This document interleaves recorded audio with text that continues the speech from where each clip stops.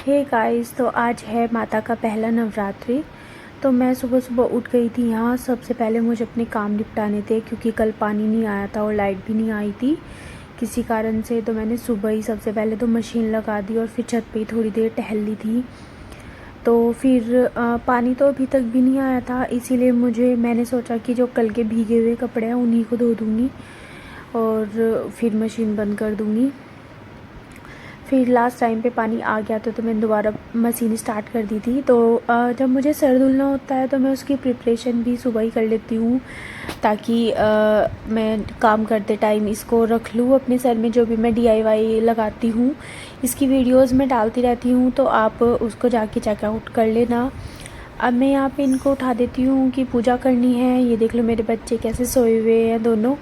हम रात को ऐसे ही सोते हैं, कोई कहीं कोई किधर। तो उसके बाद मैंने इनको यहाँ पे जगा दिया था कि उठ जाओ और आप इतना नहा लो इतना, मैं क्योंकि मेरा काम भी ऑलमोस्ट हो ही गया था। उसके बाद मैंने भी कपड़े वगैरह धुल दिए थे, झाड़ू वाड़ू लगा दी थी सब कुछ। उसके बाद मैं यहाँ देखने के लिए आई थी कि मुझे आज वाइट पहनना था। तो वाइट तो मेरे पास कोई साड़ी है ही नहीं, मैंने देखी सारे में तो वाइट साड़ी तो मेरे पास नहीं थी। फिर मैंने सोचा कि चलो आज सूट ही पहन लेती हूँ। ये कुछ वाइट सा था तो मैंने ये पहना, ये निकाल लिया था कि चलो ये पहन लूँगी, थोड़ा वाइट है। और उसके बाद मैंने लास्ट टाइम पे डिसाइड किया कि मैं ये वाला पहनूँगी। ये फ़्रॉक मिल गया था मुझे तो ये मुझे अच्छा लग रहा था। तो मैं उसके बाद कर लेते हैं थोड़ा सा मेकअप। बच्चे मेरे दोनों अभी भी सो ही रहे थे। तो मैं जस्ट लगाऊँगी यहाँ पे सनस्क्रीन। ये मैं डेली लगाती हूँ सनस्क्रीन, मतलब मुझे डेली सनस्क्रीन लगाती हूँ और बाकी और कुछ नहीं लगाती मैं अपने फेस पर। तो मैंने यहाँ पे सनस्क्रीन लगा ली थी। उधर मीठी के जो पापा है वो भी तैयार हो रहे थे।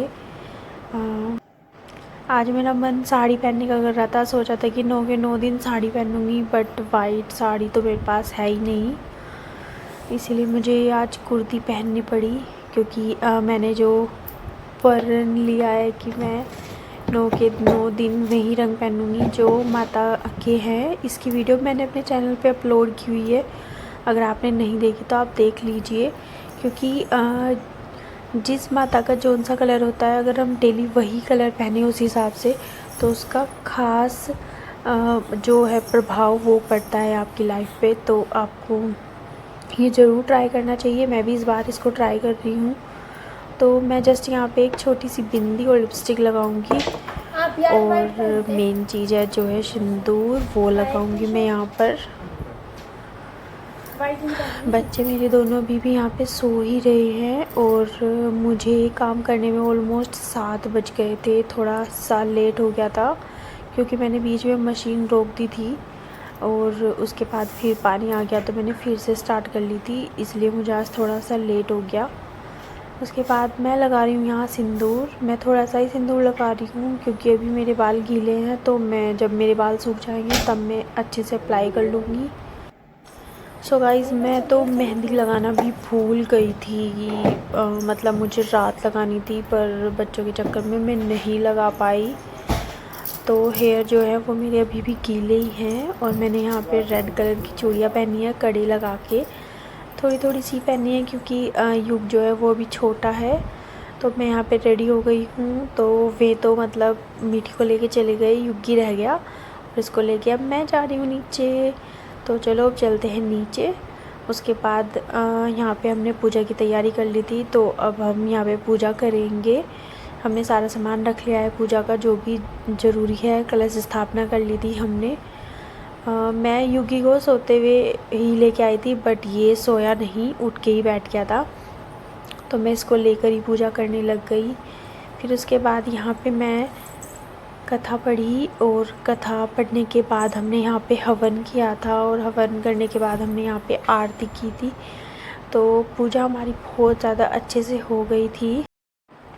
मीठी तो सो ही रही थी, बस युगी को ही नहीं सोना होता। एक बार अगर उठ गया तो फिर उठ गया, फिर इसको कोई नहीं सुला सकता।